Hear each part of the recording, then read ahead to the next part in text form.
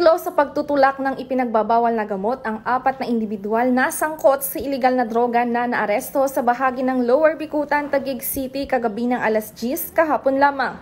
Ang bypass operation ay sinagawa ng mga operatiba ng District Drug Enforcement Unit katuwang ang ibang elemento ng PIDEA Southern District Office, District Intelligence Section DMFB at ang Substation 10 ng Taguig City Police. Sa target na si alias Mark, isang habal-habal driver na isang high-value individual at target sa operasyon.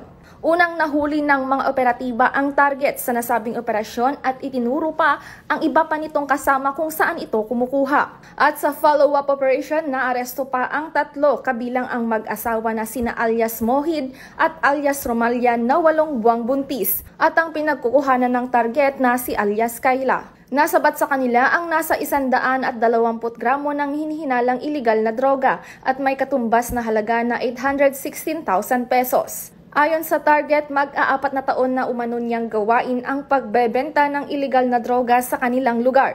Ang 3 pang naarestong suspect ay baguhan pa lang sa mundo ng iligal na droga at ngayon ay mahaharap sila sa kasong paglabag ng Republic Act 9165 o ang Comprehensive Dangerous Drugs Act of 2002.